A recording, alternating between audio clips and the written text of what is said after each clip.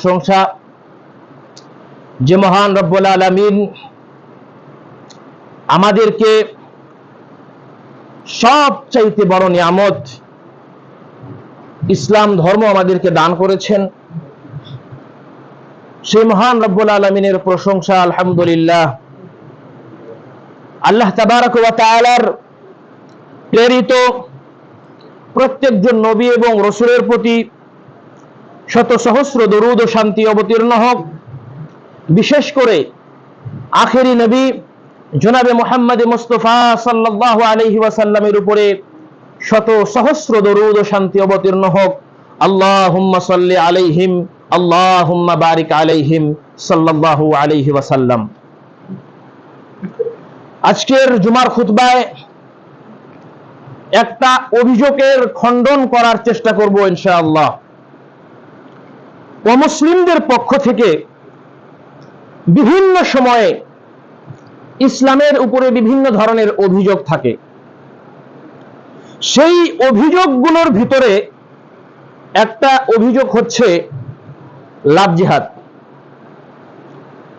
এই লাভ জিহাদ, এটা যদি আমরা ভালো করে বুঝতে চাই, তাদের অভিযোগ হচ্ছে যে একজন মুসলমান যুবক একজন অমুসলিম হিন্দু বা বিভিন্ন অন্য ধর্মাবলম্বী একজন মহিলা বা একটা মেয়েকে প্রেমের জালে ফাঁসিয়ে, ভালোবাসার জালে ফাঁসিয়ে তাকে ধর্মান্তরণ করে ইসলাম ধর্ম কবুল করিয়ে জোর জবরদস্তি তাকে বিবাহ করে, এটা হচ্ছে লাভ জিহাদ তাদের পরিভাষায়। এই প্রশ্নে বা এই কথার উত্তর আজকের জুমার খুতবা ইনশাআল্লাহ দেওয়ার চেষ্টা করব যে ইসলাম এই লাভ জিহাদ এর অনুমোদন দেয় কি দেয় না। আমরা যদি সারা ভারতবর্ষের দিকে যদি তাকাই, লক্ষ্য করি, শতকরা 99% হিন্দু পুরুষ হিন্দু মহিলাকে বিবাহ করে। এটা হচ্ছে পিউ রিসার্চ সেন্টার থেকে একটা ওয়েবসাইট আছে, সেখান থেকে সংগ্রহ করা। যেটা হিন্দু পুরুষ বা হিন্দু ছেলে হিন্দু মহিলাকে বিবাহ করে 100%-র ভিতরে 99%। সেম মুসলমানও 99% ছেলে মুসলিম মেয়েকে বিবাহ করে।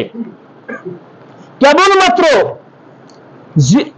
0.7% হিন্দু অন্য ধর্মের মানুষকে বিবাহ করে এবং 0.8% মুসলিম বিভিন্ন ধর্মাবলম্বী মানুষকে বিবাহ করে ছেলেরা।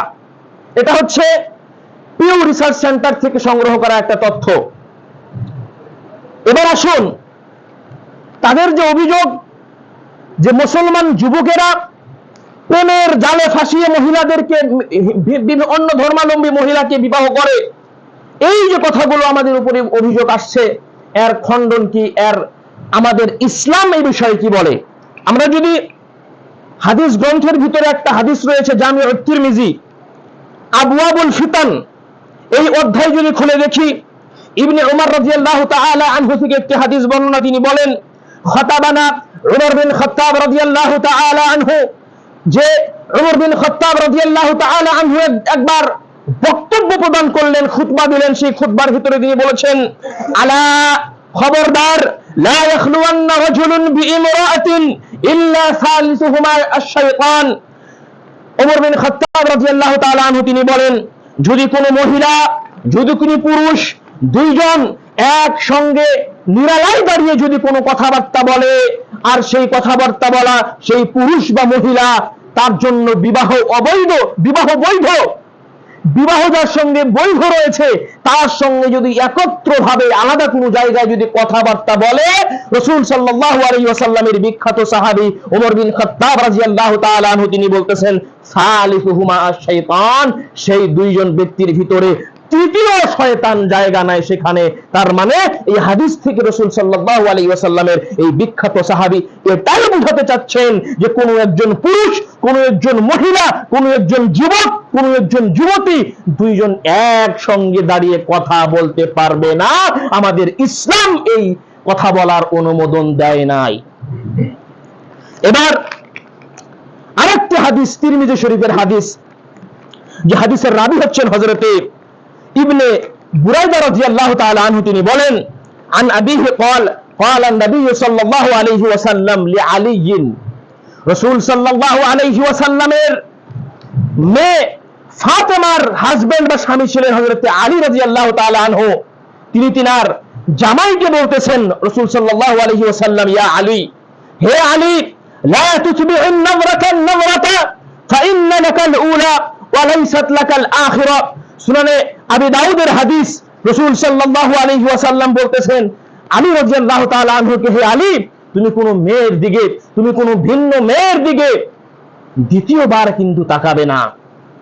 তার মানে একবার যদি কোন মেয়ের দিকে যদি নজর পড়ে যায়, সঙ্গে সঙ্গে তুমি তোমার নজর, তুমি তোমার চোখ অপর দিকে করে নেবে, দ্বিতীয়বার কিন্তু তুমি কোন মেয়ের দিকে তাকানোর চেষ্টা করবে না।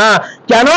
ফাইন্না লাকাল উলা, প্রথমবার যদি তুমি কোনো মেয়েকে তুমি ভালো করে বা যে কোনো ভাবেই যদি তুমি তাকিয়েছো, সেটা আল্লাহ তাবারাক ওয়া তাআলা মাফ করে দিবে। ওয়া লাইসাত লাকাল আখিরা, তুমি যদি সেই মেয়ের দিকে দ্বিতীয়বার যদি তুমি সেই মেয়ের দিকে তাকাও, তাহলে কিন্তু আল্লাহ তাবারাক ওয়া তাআলা তোমাকে ক্ষমা করবে না। এটা গুনাহের কাজ। রাসূল সাল্লাল্লাহু আলাইহি ওয়াসাল্লামের এই হাদিস সুনানে আবি দাউদ ফি কিতাবিন নিকাহ, কিতাবুন নিকাহের ভিতরে রাসূল সাল্লাল্লাহু আলাইহি ওয়াসাল্লামের এই হাদিসটি বর্ণনা হয়েছে।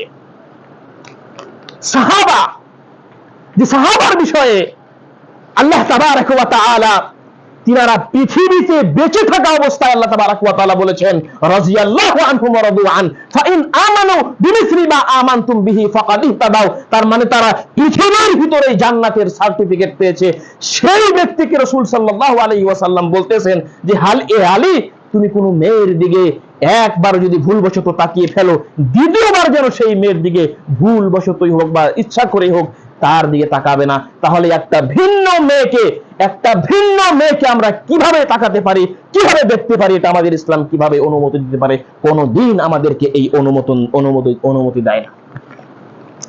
আল্লাহ তাবারাক ওয়া তাআলা বলছেন সূরাতুন নূর আয়াত নাম্বার 30 এর ভিতরে আল্লাহ বলছেন, কুল, হে নবী আপনি বলে দিন, কাকে? লিল মুমিনিনা, মুমিনদেরকে বলে দিন। কি বলবো? ইয়াগুযু মিন আবসারিহিম, তারা যেন তাদের চোখকে নিচুর দিকে রাখে। কোন মহিলা, কোন মেয়ে তাদের সামনে যখন পড়ে যাবে, সঙ্গে সঙ্গে যেন তাদের চোখ নিচের দিকে করে ফেলে, সেই মহিলার দিকে যেন না তাকায়। তারপরে আল্লাহ বলছেন, ওয়াহফাযু ফুরুজাহুম, সেই মুমিনরা যেন নিজের লজ্জাস্থানের হেফাজত করে। যালিকা আযকা লাহুম, তারা যদি তাদের চক্ষুকে নিচের দিকে রাখে, এটা তাদের জন্য উত্তম বা বেটার। তারপর আল্লাহ তাবারাক ওয়া তাআলা বলছেন, ইন্নাল্লাহা খাবীরুম বিমা ইয়াসনাউন, মানুষ যা কিছু করে সমস্ত কর্ম থেকে আল্লাহ তাবারাক ওয়া তাআলা অবগত আছে। আল্লাহ তাবারাক ওয়া তাআলা বলছেন সূরা ইউনূস আয়াত নাম্বার 99, আল্লাহ বলছেন, ওয়ালাউ শাআ রাব্বুকা লাআমানা মান ফিল আরদি কুল্লুহুম জামিআ আফা আনতা তুকরিহুন নাস হাত্তা ইয়াকুনু মুমিনিন। বিভিন্ন মানুষের অভিযোগ যে মুসলমান যুবকেরা হিন্দু বা অন্য ধর্মাবলম্বী মহিলাদেরকে জোর জবরদস্তি কি করে, ইসলামের দিকে ধাবিত করে তাদের কি বিবাহ করে। এই আয়াতের ভিতরে আল্লাহ তাবারাক ওয়া তাআলা বলছেন, ওয়ালাউ শাআ রাব্বুকা লাআমানা মান ফিল আরদি কুল্লুহুম জামিআ, আল্লাহ তাবারাক ওয়া তাআলা যদি চান পৃথিবীর সমস্ত মানুষ একসঙ্গে ইসলাম ধর্ম গ্রহণ করার, আল্লাহ তাবারাক ওয়া তাআলা যদি চান তারা ইসলাম ধর্ম গ্রহণ করবে। এটা আল্লাহর ইচ্ছা। আল্লাহ যদি চান তাহলে আফা আনতা তুকরিহুন নাস, আল্লাহ তাবারাক ওয়া তাআলা বলতেছেন, আফা আনতা তুকরিহুন নাস হাত্তা ইয়াকুনু মুমিনিন, তুমি কি সেই মানুষদেরকে বা মুসলিমদেরকে তুমি কি জোর জবরদস্তি করে ইসলামের দিকে ধাবিত করবে? এটা অসম্ভব। আল্লাহ তাবারাক ওয়া তাআলা পরের একটি আয়াতে বলছেন, ইন্না হাদাইনাহুস সাবিলা ইম্মা শাকিরা ওয়া ইম্মা কাফুরা। সূরাতুদ দাহরে আল্লাহ বলছেন যে কোন মানুষ বর্তমান সময়ে প্রত্যেকটা রাস্তা স্পষ্ট হয়ে গেছে, প্রত্যেকটা মানুষ জানে কোন রাস্তা হক, কোন রাস্তা না হক, কোন রাস্তায় চললে আমি পরিত্রাণ পাবো, কোন কোন রাস্তায় চললে আমি জাহান্নামে যাব প্রত্যেকটি মানুষের উপরে স্পষ্ট। আল্লাহ বলছেন ইন্না হাদাইনাহুস সাবিলা ইম্মা শাকিরা ওয়া ইম্মা কাফুরা। আমি মানুষের জন্য রাস্তাকে আমি প্রযোজ্য করে দিয়েছি, মানুষের জন্য আমি রাস্তাকে স্পষ্ট করে দিয়েছি। ইন্না হাদাইনাহুস সাবিলা ইম্মা শাকিরা ওয়া ইম্মা কাফুরা। এটা তোমাদের হাতে, তুমি ভালো রাস্তা গ্রহণ করো বা খারাপ রাস্তা গ্রহণ করো, এটা তোমাদের হাতে। এটা আল্লাহ রাব্বুল আলামিন স্পষ্ট করে দিয়েছেন। তারপরে আবার কথা, তাদেরকে জোর জবরদস্তি করে ইসলাম ধর্ম কবুল করানো হয়। আল্লাহ তাবারাক ওয়া তাআলা বলছেন সূরা বাকারা সূরা নাম্বার 2 আয়াত নাম্বার 256, লা ইকরাহা ফিদ্দিন। ইসলামের ভিতরে জোর জবরদস্তি বলে কিছু কথা নেই। কোন মানুষকে জোর জবরদস্তি করে ইসলাম ধর্ম গ্রহণ করাবে আল্লাহ রাব্বুল আলামিন কোরআনে কারিমে স্পষ্ট বলে দিয়েছেন, লা ইকরাহা ফিদ্দিন ক্বাদ তাবায়্যানার রুশদু মিনাল গাই। পথভ্রষ্টতার রাস্তা থেকে সিরাতুল মুস্তাকিম সঠিক রাস্তা স্পষ্ট হয়ে গেছে। দিনের ভিতরে কোনো জবরদস্তি নেই। কোন একজন মুসলিম কোন একজন অমুসলিমকে যদি জোর জবরদস্তি যদি ইসলাম ধর্ম গ্রহণ করাতে চায়, এটা হবে তার কাছে আল্লাহর কাছে সবথেকে বড় অপরাধ। কেন? ইসলামের ভিতরে জোর জবরদস্তি কিছুই নেই। আল্লাহ তাবারাক ওয়া তাআলা সূরাতুল বাকারা সূরা আয়াত নাম্বার 221 ভিতরে ঘোষণা করে দিয়েছেন, ওয়ালা তানকিহুল মুশরিকাতি হাত্তা ইউমিননা ওয়ালা আমাতুম মুশরিকাতুন ওয়ালা আমাতুম মুমিনাতুন খায়রুম মিন মুশরিকাতিন ওয়ালাউ আ'জাবাতকুম। এই আয়াতে কারিমের ভিতরে আল্লাহ বলছেন যে তোমরা মুশরিক মহিলাকে বিবাহ করিও না, হাত্তা ইউমিনু, যতক্ষণ পর্যন্ত ঈমান আনায়ন না করবে। অর্থাৎ তারা যদি নিজ ইচ্ছায় যদি ইসলাম ধর্ম গ্রহণ করে তাহলে সেই মহিলাকে তুমি বিবাহ করতে পারবে। তারা যদি ইসলাম ধর্ম গ্রহণ না করে তাহলে ইসলাম সেই মহিলাকে বিবাহ করতে পারবে না। আল্লাহ বলছেন ওয়ালা আমাতুম মুমিনাতুন খায়রুম মিন মুশরিকাতিন ওয়ালাউ আ'জাবাতকুম। যদি সেই মহিলা তোমার কাছে ভালো লাগে, সেই মহিলা যে মহিলা অমুসলিম, সেই মহিলার চেয়ে উত্তম কে? একজন কৃতদাসী। একজন দাসী সে যদি মুমিনা হয়, সে যদি পরহেজগার হয়, সেই মহিলা উত্তম তার থেকে একজন মুশরিক বা অমুসলিম মহিলা থেকে। সে যতই তোমাকে ভালো লাগুক না কেন, বিবাহের অনুমতি আল্লাহ তাবারাক ওয়া তাআলা দেয়নি।